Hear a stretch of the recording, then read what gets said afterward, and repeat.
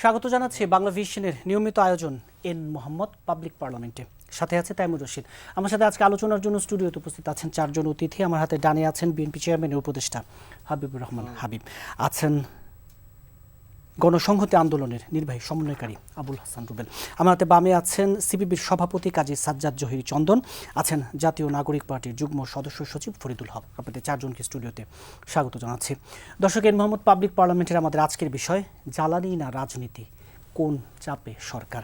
Studio আলোচনা শুরু করতে চাই জাতীয় নাগরিক পার্টির যুগ্ম সদস্য সচিব ফরিদুল হক আপনাকে দিয়ে। জানি বিষয়টি নিয়ে যদি আলোচনা শুরু করি, জ্বালানির ভোগান্তি কমার লক্ষণ নেই, সরকার চাইলেও বেশি দিন বাড়তি দামের যে চাপ সেটা সইতে পারবে না জানিয়েছেন অর্থমন্ত্রী। তিনি আরও ইঙ্গিত দিয়েছেন যে জ্বালানি সংকটের কারণে দেশে দ্রব্যমূল্য বাড়বে, এ নিয়ে কোনো সন্দেহ নেই। এই এক মাসেরও বেশি সময় ধরে জ্বালানি খাতে যা চলছে, প্রতিদিন আমরা পেট্রোল পাম্পে দীর্ঘ সারি দেখছি, এই সারি শুধু দিন দিন লম্বা হচ্ছে। সার্বিক সমস্যাটা কোথায়, নাকি কোথাও ব্যবস্থাপনার ঘাটতি আছে? ফরিদুল হক। জি, ধন্যবাদ আপনাকে। সম্মানিত সহ আলোচকবৃন্দ এবং দর্শকদেরকে শুভেচ্ছা জানাচ্ছি। ব্যবস্থাপনার ঘাটতি তো অবশ্যই আছে, কারণ আমি 2 দিন কি 3 দিন আগে, সম্ভবত 3 দিন আগেও পার্লামেন্টে দাঁড়িয়ে একজন মন্ত্রী বলছেন যে জ্বালানির সংকট নেই। আবার একদিন পরে এসে অর্থমন্ত্রী বলতেছেন যে কি বলে যে জ্বালানির দাম বাড়তে পারে। জ্বালানির সংকট নেই, কিন্তু আমরা এমনকি দ্রব্যমূল্য বাড়বে। প্রায় সারা বাংলাদেশেই বলা যায় যে কি বলে যে দীর্ঘ গাড়ির সারি দেখতেছি। ঢাকা শহরে তো বটেই, ঢাকা শহরে হয় সম্ভবত একটু কম, ঢাকার বাইরে বেশি, এরকম মনে হলো আর কি আমার কাছে। তো প্রথম দিকে যেটা বলা হয়েছে যে এটা হচ্ছে যে ওই কি বলে যে প্যানিক পারচেজ হচ্ছে। প্যানিক পারচেজ নামে একটা নতুন শব্দ আমি শিখছি।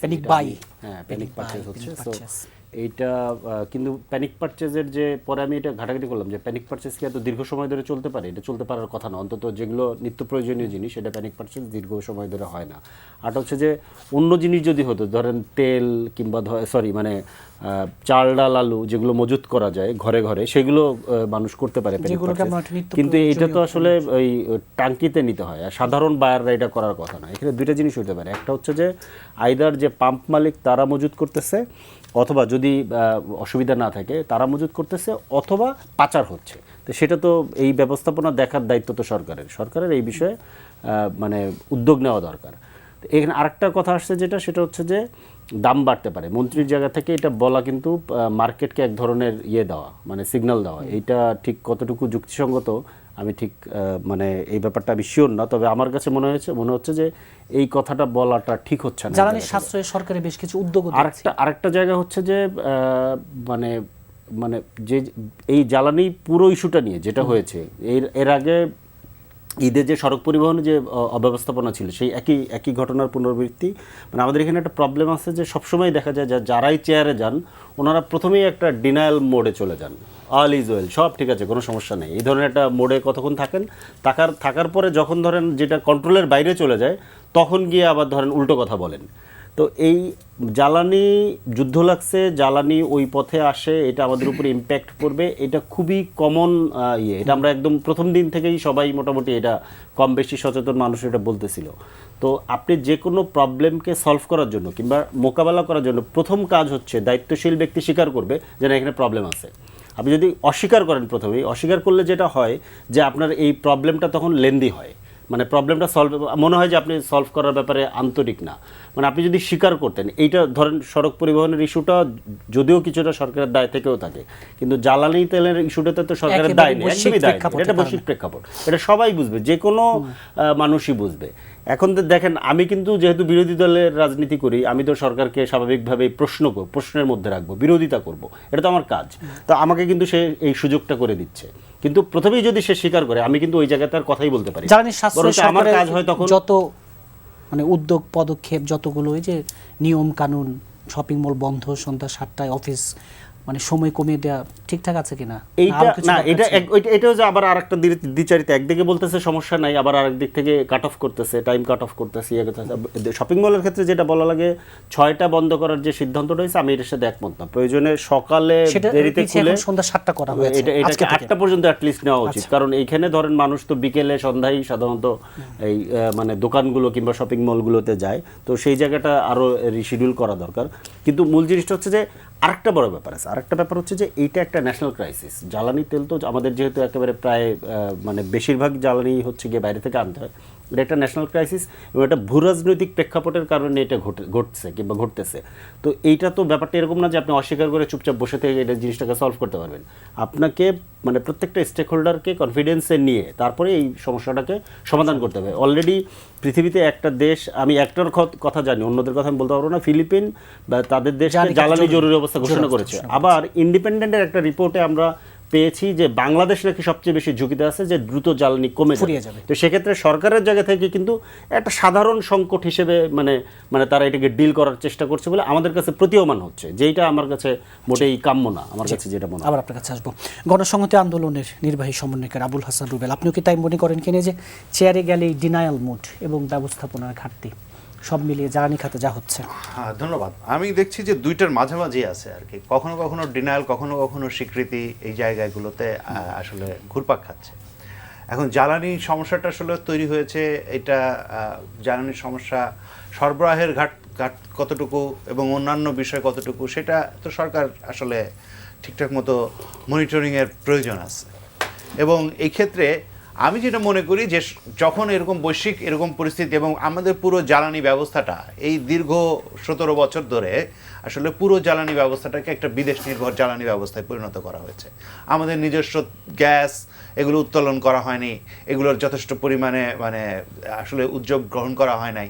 আমাদের পুরো যেগুলো বিদ্যুতের ইন্ডাস্ট্রি সেগুলোতে সবগুলোতে এইটার উপরে আমদানিকৃত যে সমস্ত জ্বালানি তার উপরে নির্ভরশীল করে ফেলা হয়েছে। ফলে এখন পুরো জিনিসটাই আসলে এইটা ইন্টারন্যাশনাল মার্কেটের সাথে সম্পর্কিত হয়ে গেছে। ফলে যুদ্ধ যখন তৈরি হয়েছে, যুদ্ধ পরিস্থিতি যখন তৈরি হয়েছে, এটা যে একটা সংকট সৃষ্টি করবে এটা খুব অনুমেয়। সেটা অনুসারে সরকারের আসলে আমি মনে করি আরও একটু এই যে এটা সকলকে স্মরণ করিয়ে দেওয়া এবং সকলের সহযোগিতা চাওয়া, এইটার অ্যাপ্রোচটা আরও ভালো হতো বলে আমি মনে করি। এবং এখানে একটা গুরুত্বপূর্ণ জায়গা আমি মনে করি যে একটা যুক্ত করা দরকার আর কি, যুক্ত করা দরকার মানে হচ্ছে যে ধরেন আপনি এই সমস্যাটা কীভাবে সমাধান করবেন। অনেক গাড়ির লাইন সারি এগুলোর জন্য অনেক দেশ অনেক রকম ব্যবস্থা নিয়েছে। যেমন ধরা যাক যে শ্রীলঙ্কা ব্যবস্থা নিয়েছে যে তারা যা জোড় সংখ্যার গাড়ি একদিন নেবে, বেজোড় সংখ্যার গাড়ি একদিন নেবে, এরকম একটা ব্যবস্থা তারা নিয়েছে। কোথাও কোথাও অন্যভাবে নিয়েছে।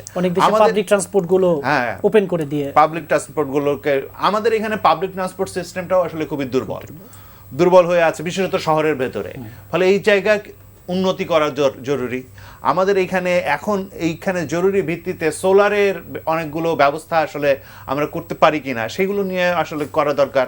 আবার এই মুহূর্তের সমস্যা সমাধানের জন্য একটা আমার বলা যেতে পারে যে সরকারের কাছে প্রস্তাব আছে যে সরকার এমন একটা অ্যাপ তৈরি করতে পারে যেখানে আসলে এই যে মজুতের কথা হচ্ছে যে কতটুকু তেল ঢুকছে এবং কতটুকু তেল যাচ্ছে, এটা মনিটর এটা পুরোটা আসলে ওই অ্যাপের ভেতর দিয়ে সে দেখতে পাবে এবং আসলে মজুত হচ্ছে কিনা। তাহলে মজুত হলে তার বিরুদ্ধে ব্যবস্থা গ্রহণ করার তখন তার জায়গা হবে। তেমনিভাবে এই অ্যাপের ভেতর দিয়ে সমস্ত গাড়িগুলো আসলে তার নির্দিষ্ট সময় পেতে পারে, যাতে আমি এই সময়ে তেল পাবো, যাতে সবাইকে সারাক্ষণ অপেক্ষা করতে না হয়।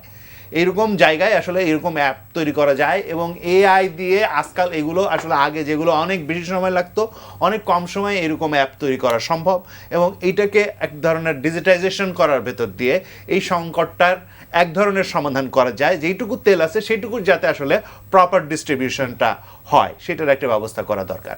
ফলে এই সংকটটা একটা বৈশ্বিক সংকট এবং এই সংকটটাকে মোকাবেলা করার জন্য এটা একটা জাতীয় সংকট হিসাবে দেখে সকলেরই যাতে আসলে এই বিষয়ে ভূমিকা থাকে, এই বিষয়টা সরকারের দিক থেকে উদ্যোগ থাকা দরকার বলে মনে করি। জি, সিপিবির সভাপতি কাজী সাজ্জাদ জহির চন্দ্র, যে বৈশ্বিক সংকট, সেই সংকটের আজ আমাদের গায়ে সরকার যা যা করছে ঠিক আছে কিনা একটু আপনার কাছে একটু স্পেসিফিক জানতে চাইবো। যে সরকারি অফিস আদালতের সময় কমিয়ে আনা, এই যে মার্কেটের সময় কমিয়ে আনা, শিক্ষা প্রতিষ্ঠানগুলোর বিষয়ে আগামী বৃহস্পতিবার নাগাদ সিদ্ধান্ত আসবে, কি কি করা উচিত ছিল, কি কি করছে সরকার, ঠিক আছে কিনা? ধন্যবাদ আমাদের সঙ্গে যারা সহ আলোচক আছেন সবাইকে এবং যারা দেখছেন এই অনুষ্ঠান তাদের শুভেচ্ছা। প্রথমত হলো যে আমাদের জ্বালানি খাত দীর্ঘদিন ধরে লুটপাট এবং দুর্নীতি এখানে জড়িয়ে আছে। আমরা বামপন্থীরা রুবেলরা ছিল আমাদের একসাথে ছিলাম, আমরা বহু আন্দোলন করেছি যে কতগুলো বিষয় নিয়ে আমরা বলেছি নবায়নযোগ্য জ্বালানির এই ব্যবস্থা করতে হবে। দীর্ঘদিন এই লুটপাট দুর্নীতি, সেই সাথে সরকারের যে কোনো সরকার তাদের যে অপরিকল্পিত যে সিদ্ধান্তগুলো, সেই কারণে কিন্তু আজকে জ্বালানি খাতের সংকটটা আছে। আমরা জানি বৈশ্বিক প্রভাব পড়ছে, এটা স্বাভাবিক, কারণ যুদ্ধ, তেলের দেশগুলোতে যুদ্ধ হচ্ছে, সেটা সংকট হচ্ছে। এই জায়গাগুলোতে আমাদেরকে আগে এগুলো বিবেচনায় নেওয়া দরকার ছিল, কিন্তু আমরা এগুলো বিবেচনায় নেই, কোনো সরকারই নেয়নি। আর একটা বড় সমস্যা হলো যে আপনার যারা ক্ষমতায় থাকেন তারা সবসময় বলার চেষ্টা করেন কোনো সমস্যা নেই। এটা কিন্তু এটা দীর্ঘদিন ধরে নতুন কিছু না। সমস্যা যে আছে এটা কিন্তু আমরা বুঝছি, জনগণ বুঝছে, সাধারণ মানুষ বুঝছে। দেখেন আপনি ভারতে আমি শুনলাম এই জ্বালানি সংকট হতে পারে দেখে তারা সকল রাজনৈতিক দলকে তারা ডাকছে, মোদী সরকার। তারা সেখানে বসে কিভাবে এটা মোকাবেলা করা যায় তার একটা পরিকল্পনা নিচ্ছে। কতটুকু তারা পারবে, তারাও আরও বড় দেশ, তাদেরও তো একই অবস্থা হবে আর কি। কিন্তু তারা একটা পরামর্শ কি করা যায়। আমাদের এখানে সরকার তার মতো করে বলে যাচ্ছে, আমাদের এক্সপার্ট, আমাদের পলিটিশিয়ান যারা, তাদের সাথে বসে যে একটা পরিকল্পনা করা যে কিভাবে এটা বেরোয়া যাবে, কিভাবে কি করা যাবে। হুটহাট করে একটা সিদ্ধান্ত নিচ্ছে যে মার্কেটগুলো সন্ধ্যা 6টার মধ্যে বন্ধ হয়ে যাবে। আজকে আবার বলছেন 7টার মধ্যে বন্ধ হয়ে যাবে। এখন তো যারা শপিং মল বলেন বা যারা দোকানপাট চালায়, তারা তো আপনার খুব ধনী লোক না, তারা তো জীবিকা নির্ভর করে এর উপর দিয়ে। যেমন করা যেত যে আমাদের সকালের যে সময়টা সেটা আগায় নিয়ে এসে সেটাকে আপনার এইখানে সময়টা বাড়ায় দেওয়া। অফিস আদালতে আপনি বলছেন যে অফিস আদালতে টাইমিং, এইভাবে তো আসলে জোড়াতালি দিয়ে কিছু হবে না। আপনাকে একটা সার্বিক একটা পরিকল্পনা নিতে হবে যে একটা সংকট তৈরি হয়েছে, এই সংকটের মধ্যে দাঁড়িয়ে আমাকে এই প্ল্যান নানা রকম পরিকল্পনা করতে হবে। এই ক্ষেত্রে আপনার যারা জ্বালানি বিশেষজ্ঞ, যারা দেশপ্রেমিক জ্বালানি বিশেষজ্ঞ, আমরা অতীতে অনেক জ্বালানি বিশেষজ্ঞ দেখেছি যারা বিদেশি কোম্পানির টাকা খেয়েছে, যারা সেই জ্বালানি বিশেষজ্ঞ না, দেশপ্রেমিক জ্বালানি বিশেষজ্ঞ, রাজনীতি পলিটিশিয়ান, সমস্ত মানুষকে নিয়ে একটা যদি পরিকল্পনা করা যায় তাহলে কিছুটা হয়তো এখান থেকে আমরা পরিত্রাণ পেতে পারি। এখন তেলের সংকটটা আমরা দেখতেই পাচ্ছি এবং সামনে আরও সংকট হবে। এখন এই যুদ্ধ কতদিন চলে, আপনার শুধু তেল তো না, আপনার এলএনজি গ্যাস যেটা কাতার থেকে আমাদের আনার কথা ছিল, সেগুলো তো এলএনজি কোম্পানিও তো এখন অবস্থা খারাপ হয়ে গেছে। মানে সংকট আমরা পড়ব, কিন্তু আমাদের অতীতের অভিজ্ঞতা দিয়ে বর্তমান সরকারের উচিত অতীতে যা করা হয়েছে সেই ধারাবাহিকতা যদি থাকে, বাংলাদেশের জ্বালানি খাত না, বিভিন্ন সময় বিভিন্ন সংকটে বাংলাদেশ পড়বে। বিএনপি চেয়ারম্যানের উপদেষ্টা হাবিবুর রহমান হাবিব, এই যে জোড়াতালি দেওয়ার চেষ্টা করছে কিনা বিএনপি বলি, সরকার বলি, এভাবে, এবং চেয়ারে গেলে আসলে সমস্যাকে এড়িয়ে যাওয়ার, অস্বীকার করার যেই প্রবণতা, এবং এই সংকট আসলে কাটাবে কিভাবে বিএনপি? আপনাকে ধন্যবাদ। আপনার মাধ্যমে বাংলা ভিশনের সম্মত দর্শক শ্রোতাদেরকে আমার সশ্রদ্ধ সালাম, বিজ্ঞ আলোচক বিন্দুকে শুভেচ্ছা। আসলে আমার কাছে যেটা মনে হয় যে জ্বালানি তেলের সংকট এখনো হয়নি, কারণ আজকে 37 দিন চলছে যুদ্ধের। সরকারের হাতে 1-2 মাসের জ্বালানি থাকেই, তারপর বাংলাদেশে জ্বালানি আসা কিন্তু বন্ধ হয়নি। এবং আমি পেট্রোল পাম্প মালিকদের সঙ্গে কথা বলেছি। আমার এলাকায় একটা পেট্রোল পাম্প আছে, খায়রুল ফিলিং স্টেশন, রাশিয়ানরা ওখান থেকে তেল নেয় এবং ওখানে ভিআইপি পার্সোনাল সঙ্গে ওখানে রিসোর্টও আছে। তা আমাকে বলছে যে আমি আগে যদি মাসে কথার দ্বারা বলছি, আমি যদি 30 গাড়ি তেল বিক্রি করি, এখন 50 গাড়ি বিক্রি করি, তাহলে কেন নাই? আমাদের নৈতিকতা অবক্ষয়। এক শ্রেণীর আছে যারা, বিশেষ করে জামাত ইসলামী যারা, তারা অনেকগুলি জায়গায় ধরা পড়েছে, ধরেন 20,000-30,000 লিটার তেল নিয়ে মাটির নিচে রাখতেছে, ড্রামে রাখতেছে, বোতলে রাখতেছে, বিছানার নিচে রাখতেছে। এক শ্রেণীর মোটরসাইকেল যারা চালায়, তারা লাইন ধরে হোটেলে যায় ঘুমায়, এই তেলটা নিয়ে গিয়ে বাইরে তারা 200 টাকার বিক্রি করে। এখানে 120 টাকার কিনে অক্টেন 200 টাকা বিক্রি করে, বাইরের দোকানদার ওইটা 250 টাকা 300 টাকা বিক্রি করে। এবং ওই যে একটা আসছিল তেলের দাম বৃদ্ধি হবে, এই কথা সবাই আশা করেছিল তেলের দাম বৃদ্ধি করবে। তাকে যখন বিএনপি ক্ষমতা ছিল 2001 সাল থেকে 6 সাল পর্যন্ত, তখন তেলের দাম বাড়তে বাড়তে $135 হয়েছিল। তখন ডলারের দাম কম ছিল, কিন্তু ম্যাডাম খালেদা জিয়া তখন কিন্তু তেলের দাম বাড়ায়নি। ওই 60 টাকা অক্টেন, 30টা পেট্রোল, 65 টাকা অক্টেন ছিল, আর এর দামগুলো 50 টাকা ছিল, ডিজেল ছিল। অথচ যখন মাত্র $26 নেমে আসে করোনাকালীন সময়, পৃথিবীতে এই হলো প্রথম যে করোনাকালীন সময় গাড়ি ঘোড়া বন্ধ, চলাচল বন্ধ, $26 এসেছিল। এমনকি সেই সময় বিনা পয়সা দেওয়ারও প্রস্তাব ছিল, তার ওই ওই তেলটা তো না করলে ভেসে যাবে। তো সেই সময় কিন্তু সরকার দাম কমায়নি। এরপর যখন সরকার দাম বাড়ালো, দাম যখন বাড়ালো $80 $82 গেল, তখন সরকার একবার দাম বাড়ায় 125 এবং 30 করলো। তখন আমি এর সাথে ইস্টার্ন রিফাইনারির সঙ্গে বিবিসির সাথে আলাপ করে তারা বিশেষজ্ঞ যে এক ব্যারেলে কত লিটার হয় এবং এই আমার ডলারের দাম এতে টাকাতে কনভার্ট করলে কত টাকা পড়ে। তখন দেখা গেল তাতে দাম বাড়ার দরকার ছিল না, তার কারণ সরকার এখানে লাভ করতো, ট্যাক্স ভ্যাট এইগুলো নেয় 40%, তারপরে আবার 10% লাভ করতো বিবিসি। এই লাভ করার কারণেই দাম তারা বাড়িয়ে দিয়েছিল। এখন এই সরকারের বর্তমান প্রধানমন্ত্রী তারেক রহমান না থেকে অন্য কেউ হলে আমি মনে করি তাদের দাম 20-25 টাকা বাড়িয়ে দিত। এই যে এখন সরকার এতদিন যেটা বলেছে বাড়াবে না, এই মাসেতে বাড়াচ্ছে না। আজকে যে কথাটা যে অর্থমন্ত্রী বলে থাকেন, তার মানে এই কথা না বলা ভালো ছিল। বাড়লে তখন মানুষ বুঝবে যে যুদ্ধ থেমে যায়, থামতে তো পারে, হয় ভয়ঙ্কর কিছু হয়তো থামতে পারে। আর আমাদের তেল আসাতে বন্ধ হয়নি, আমাদের হরমুজ প্রণালীতে কালকে 6টা জাহাজ পার হয়ে আসছে, তারপরে আমরা রাশিয়ার সাথে কথা বলতেছে। অর্থাৎ এইটা আতঙ্ক সৃষ্টি করার দরকার নাই। এখন আমি বললো সরকার তো এই যুদ্ধের মধ্যেও তো 2 টাকা কমাইছে, 22 টাকা থেকে 20 টাকা করেছে, 18 থেকে 16 টাকা করেছে। এখন সরকার উচিত আরও 5 টাকা কমাই দেওয়া, তাহলে মজুত করা স্পিডটা থাকবে না। এরা নিয়ে মজুত করতেছে তারা। আমি জানি, জেনে বলছে অনেক হাইস, অনেক প্রাইভেট কার তারা রোজ তেল নিয়ে যাবে। এই তোমরা রোজ তেল নিয়ে কী করো, রোজ ঘোরো নাকি? আগে একটা মোটর সাইকেল যে চালাতে 100 টাকার তেল নিত, এখন কি 1000 টাকার তেল দেয়, পরদিন আবার আসে লাইন ধর। ওই যে বাইরে বিক্রি করলে এখন বেকারের সংখ্যা তো বেশি, তখন ওখানে এখানে 120 টাকা কিনে নিয়ে গিয়ে যদি 200 টাকা বিক্রি করতে পারে, আর খোলা বাজারে ওরা আবার 250-300 টাকা বিক্রি করতেছে। নৈতিকতার অবক্ষার কারণে এটা আমি জেনে বলছি। এখানে সাপ্লাই কিন্তু কম হচ্ছে, আর ঘাটতি তো তো প্রশ্নই ওঠে না। তা 1.5 মাসের ভিতর তো আমার 1.5 মাস থাকবে না, তারপর এখন তো আমার বন্ধ হয়ে যায়নি। এগুলো প্রথম কথা। দ্বিতীয় কথা হলো যে এটা একটা এই সৃষ্টিটা সরকারের না, সরকার যে এখনও যে দাম না বাড়িয়ে চালাচ্ছে। এই মোটরসাইকেল আপনি দেখবেন, আমি খেয়াল করে দেখো তো এই একই মোটরসাইকেল আসে কিনা গরিবের দিকে, একই মোটরসাইকেল।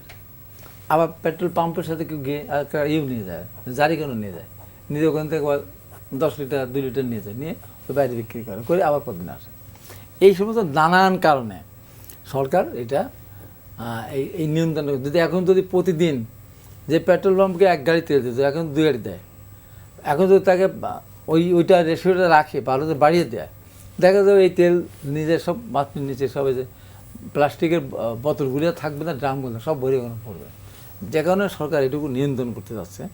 আর অফিসের কথা যেটা বলা হলো, 1 ঘন্টা সরকার কমিয়ে দিয়েছে, 9টা থেকে 5টা ছিল 4টা, তাতে এখানে এসি টেসি থেকে শুরু করে অনেক কিছু এখানে সাশ্রয় হবে।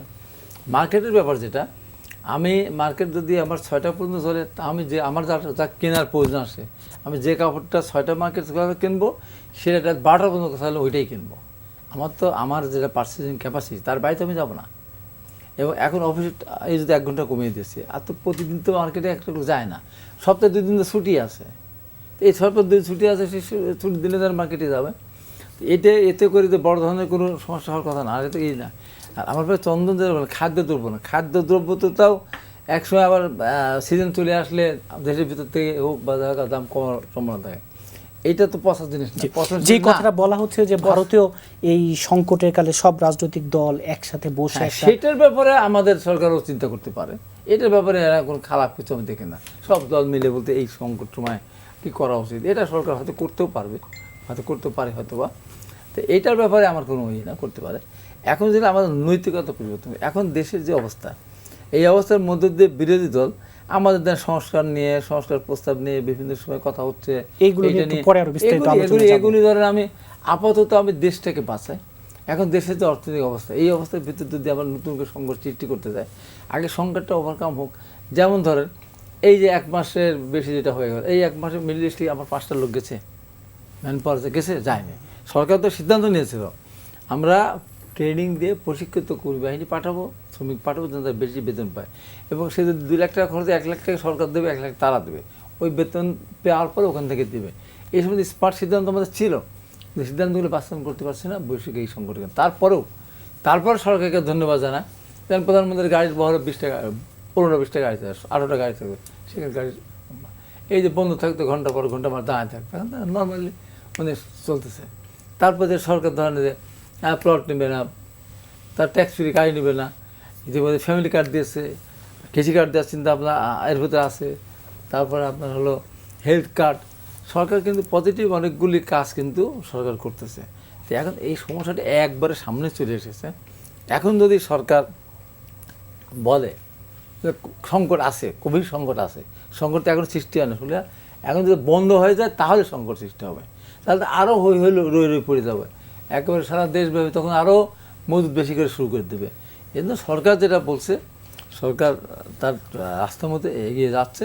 আমাদের নৈতিকতার পরিবর্তনটা করতে হবে, এবং যদি বোঝে যে এরপর তার তেলের দাম আর বাড়বে না, তাহলে আর ওরা তেল জমাবে না। ফরিদুল হক, আমরা জানি যে এই যে জুলাই সনদের বাস্তবায়ন এবং অন্তর্বর্তী সরকারের আমলের বেশ কিছু অধ্যাদেশের ভাগ্য নিয়ে প্রশ্ন দেখা দিয়েছে, এবং আজকে সংসদের সবশেষ যে আলোচনা, সেই আলোচনা আমরা দেখেছি যে স্বরাষ্ট্রমন্ত্রী বলছেন সংবিধান কখনো সংস্কার হয় না, রহিত, স্থগিত বা সংশোধন হয়।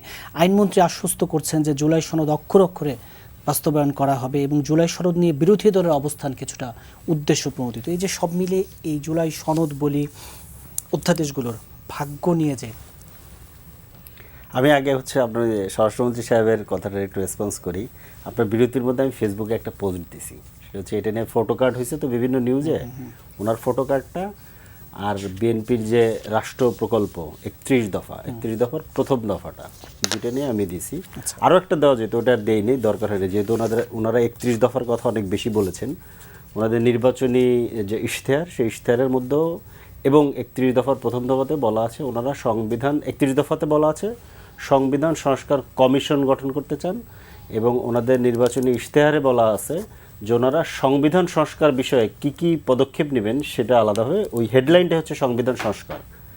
তো ওনারা তাহলে কোত্থেকে সংবিধান সংস্কারের কথা বলছেন তাহলে আমি জানি না, উনি কেন এসে এখন এই কথা বলছেন এটা আমি ঠিক বুঝতে পারছি না, এটা দর্শকদের কাছে আমি ছেড়ে দিই, জনগণের হাতে ছেড়ে দিই। আর জুলাই সনদ মানে অধ্যাদেশ প্রশ্নগুলো আমি আগে একটু যদি করি, অধ্যাদেশের ব্যাপার যেটা হয়েছে 133টা অধ্যাদেশ, 98টা হুবহু পাস হচ্ছে, 15টা সংশোধনী হচ্ছে, 4টা রহিত হচ্ছে, 16টাকে ল্যাপস করা হচ্ছে। যেগুলোকে ল্যাপস করা হচ্ছে এর ভিতরে গুরুত্বপূর্ণ হচ্ছে বিচার বিভাগ সংক্রান্ত, গুম মানবাধিকার সংক্রান্ত, আপনার তথ্য অধিকার সংক্রান্ত, দুদক সংক্রান্ত, এবং হচ্ছে স্থানীয় সরকার সংক্রান্ত।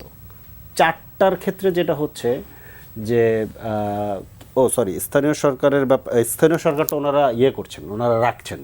তো এই স্থানীয় সরকার হচ্ছে 98টার মধ্যে আছে, স্থানীয় সরকারের ক্ষমতা বাড়ছে, ওইটা রাখা হচ্ছে। আর বাকিগুলোতে সরকার কিংবা সরকারের যে প্রতিষ্ঠানগুলো যাদেরকে দিয়ে সরকার শাসন করে তাদের ক্ষমতা কমানো হচ্ছে, এই জন্য সরকার ওটা সরকারের নিয়ন্ত্রণটা যাতে ঠিক থাকে সেটা বাতিল করা হচ্ছে। মানে গুমের ক্ষেত্রে আমি গুমের ক্ষেত্রে উদাহরণটা দিই, বিএনপিকে আসলে এই উদাহরণটা দিতে খুব কষ্ট হয়, কারণ সম্ভবত বিএনপি সবচেয়ে বেশি গুমের দ্বারা নির্যাতনের শিকার একটা দল।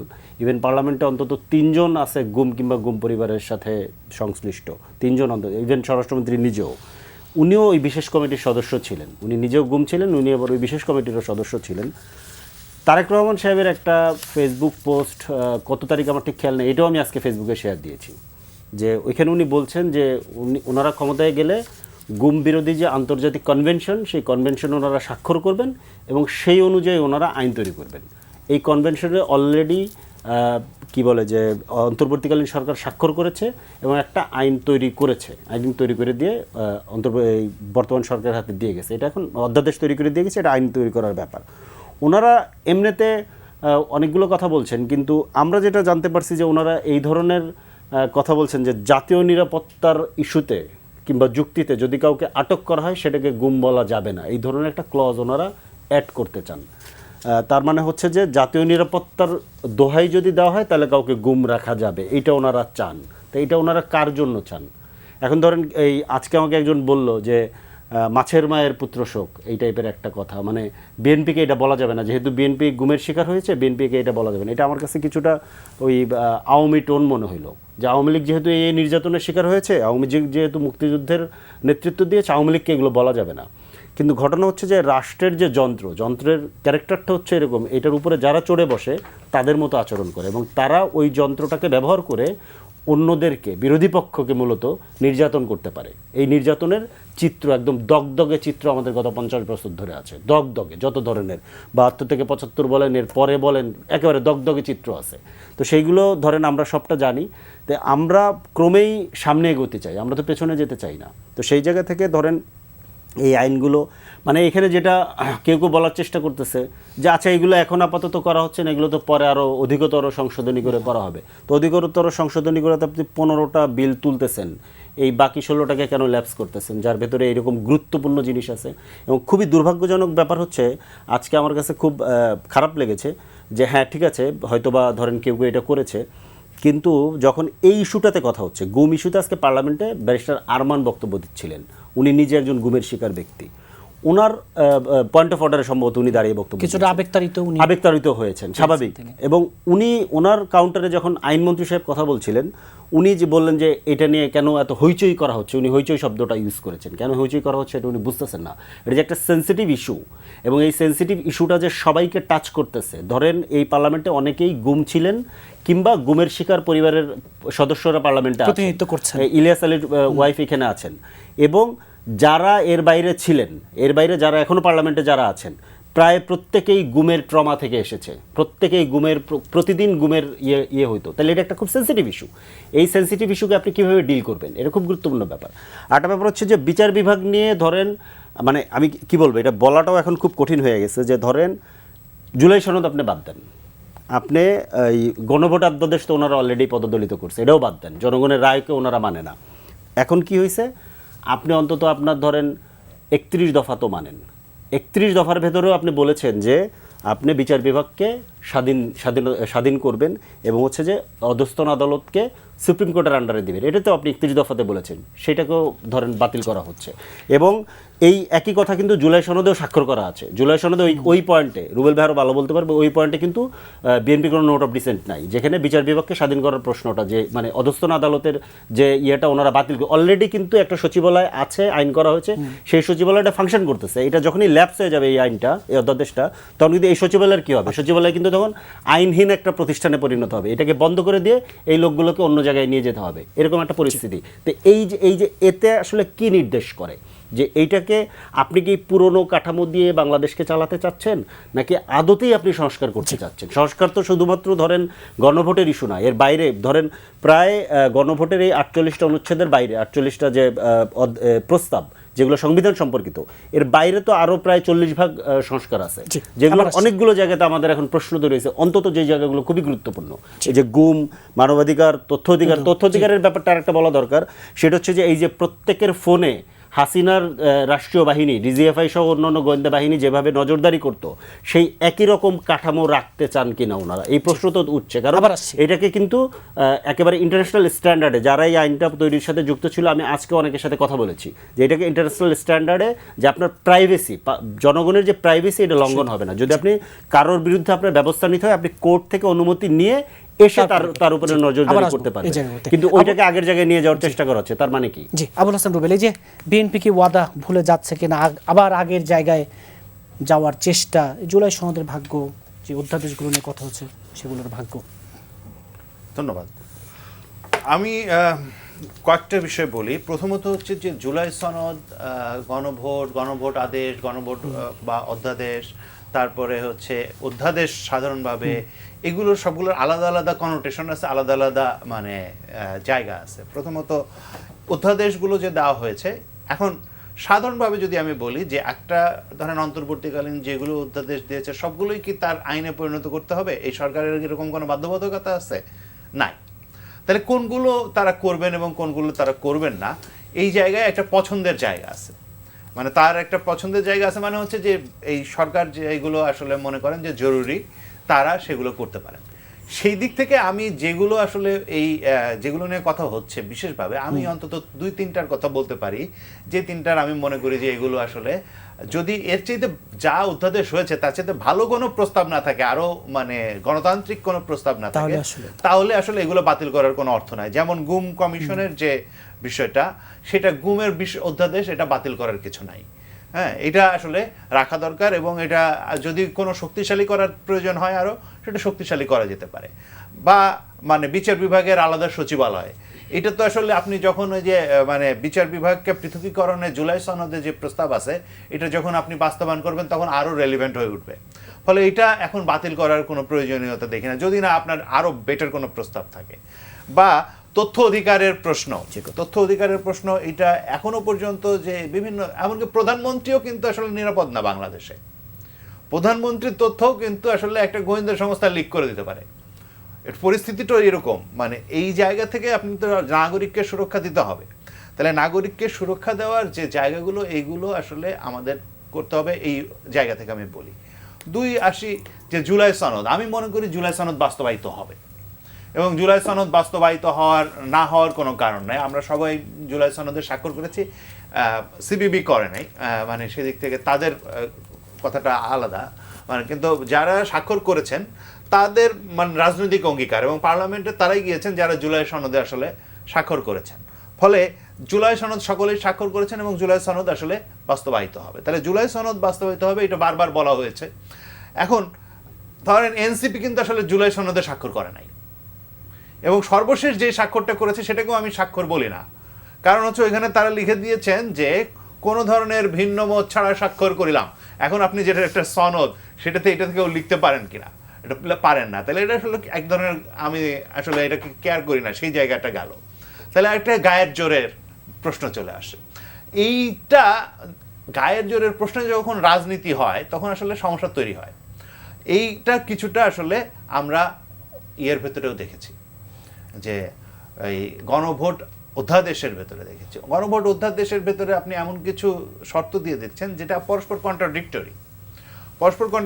একটা জায়গায় আপনি বলছেন আপনি এই বিষয়ে অবশ্যই হবে সেটার রায় দিন, আরেকটা বলছেন যে এই বিষয়ে দল সিদ্ধান্ত নেবে, দল যারা নির্বাচিত হবে তারা সিদ্ধান্ত নেবে, সেটার রায় দিন। তাহলে এই জায়গায় জনগণকে তো আপনি আলাদা চয়েস দিচ্ছেন না।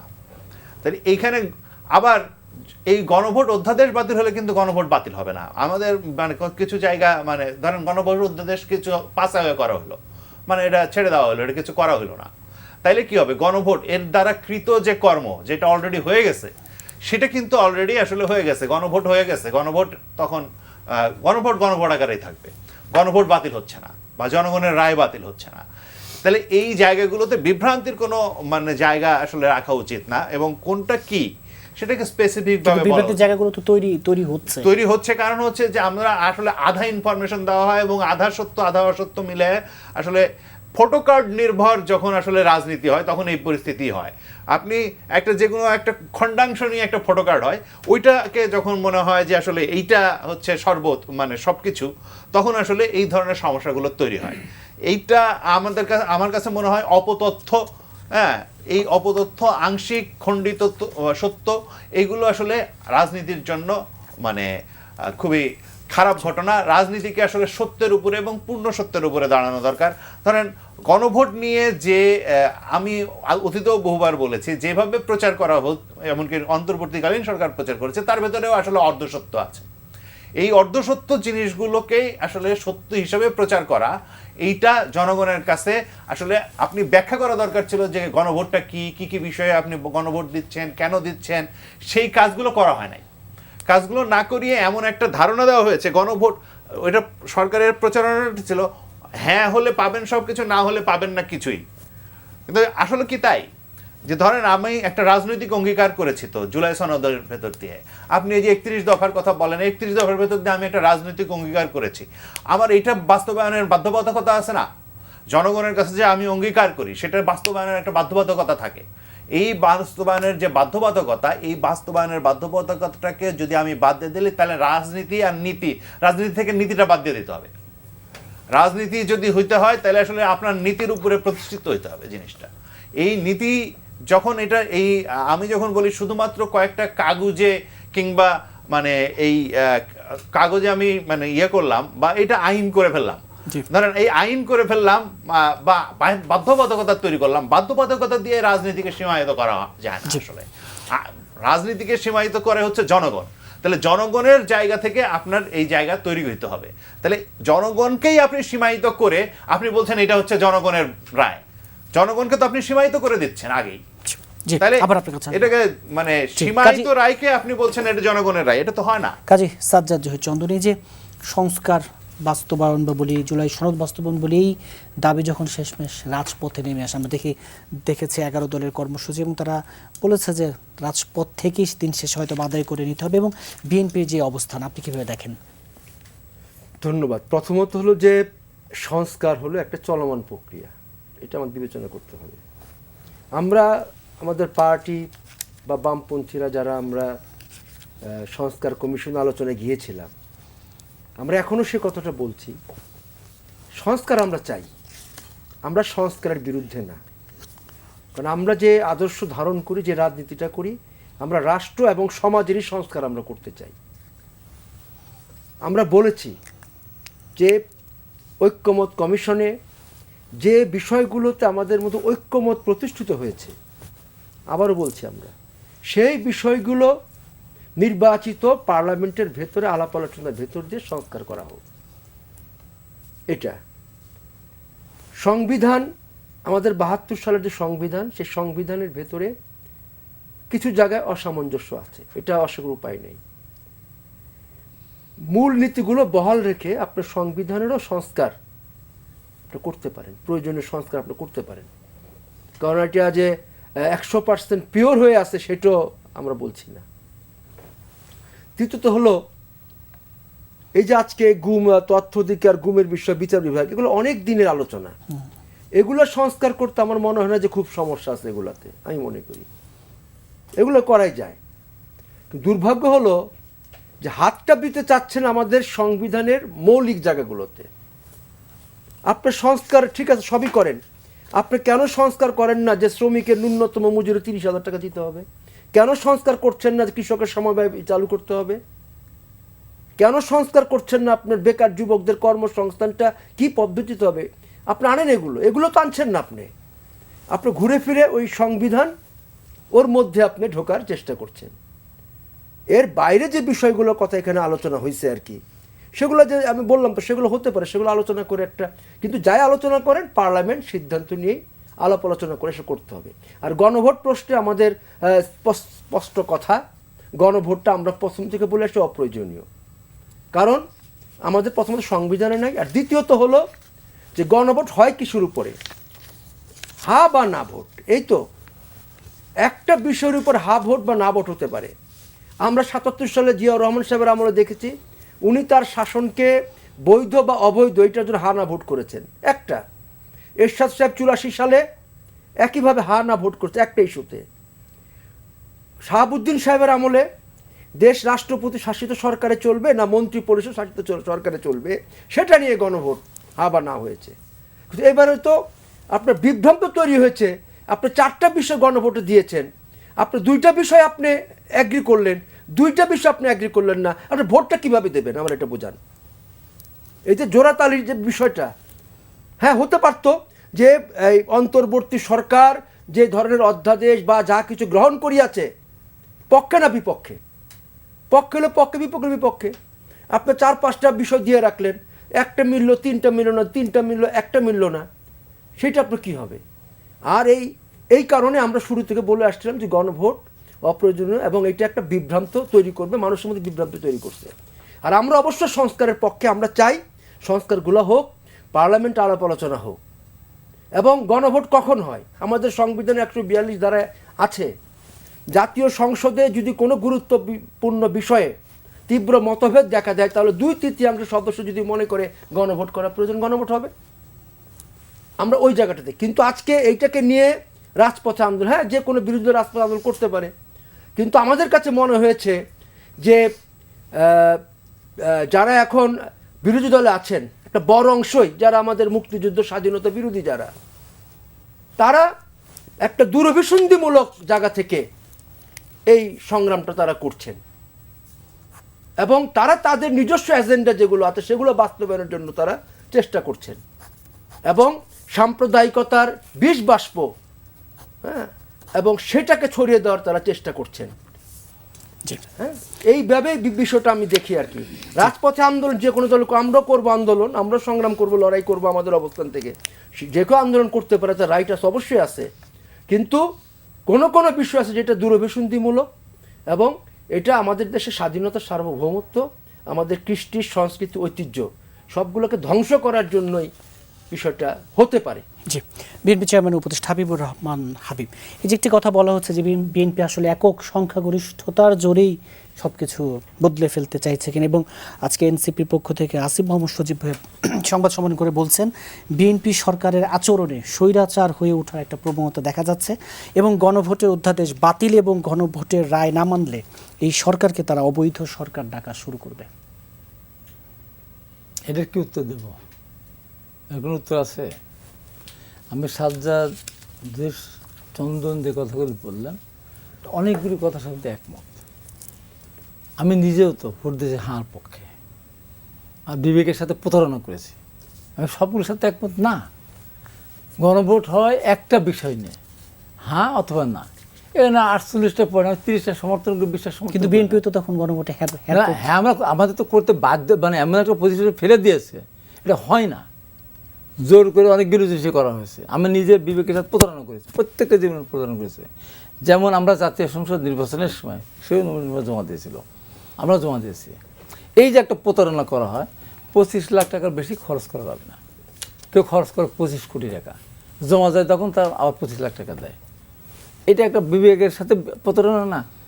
আমি একমাত্র বাংলাদেশের মানুষ, কোনো নির্বাচনে আমি নির্বাচনের ব্যয়ের হিসাবে আমি স্বাক্ষর করিনি। আমার চিফ প্রেসিডেন্ট করেছে বা অন্য কেউ করেছে। তো অত মিথ্যা কথা বলতে পারবো না। চাই 300 টনের কাছে 3000 টন গম লিখে সে স্বাক্ষর করতে আমার হাত কাঁপবে না। এই গণভোটটা আমাদেরকে এরকম একটা পরিস্থিতি ফেলে দিয়েছে। প্রত্যেকের বিবেককে দংশন করেছে, প্রত্যেকের বিবেকের সাথে প্রতারণা করতে বাধ্য করেছে। এই প্রত্যেকের আপনার বিবেকের সাথে প্রতারণা করেছে। না দিলেও প্রতারণা করেছেন, তার 20টা দুটো পছন্দ হতেই পারে, আপনার হ্যাঁ দিলেও প্রতারণা করেছেন, 30টা থাকতেই পারে। এটা একটা অবারে কী বলবো, এটা পুরো জাতিকে অসৎ জাতিতে পরিণত করেছে, প্রথম কথা। দ্বিতীয়ত, আপনি গণতন্ত্র মানেন তো, গণতন্ত্র মেনে থাকেন। তারপর তুষার মেজরিটি বিএনপি পেয়েছে, তুষার মেজরিটি বলে বিএনপি সব বাতিল করে দিতে, তেমন তো বলতেছেন বিএনপি তো বলছে যে আমরা অক্ষর অক্ষর পালন করে, আইনমন্ত্রী বলেছেন, আমাদের মহাসচিব বলেছেন। তাহলে এত তারা কিসের? এদের তো চাওয়ারই অধিকার নেই। যারা জুলাই সনদে পরিষ্কার লেখা আছে 5% নারী ভোট, নারী সংসদ সদস্য একজনও দেয়নি। ওরা জুলাই সনদ কথা বলে কী করে, কীভাবে কথা বলে? জুলাই সনদ যখন স্বাক্ষর হবে, আগে দিনে জামাত বলেছে আমরা স্বাক্ষর করবো না, পর্যন্ত আসলো এনসিপি কোথায় গেল, প্লেনে উঠে চলে গেল কক্সবাজার।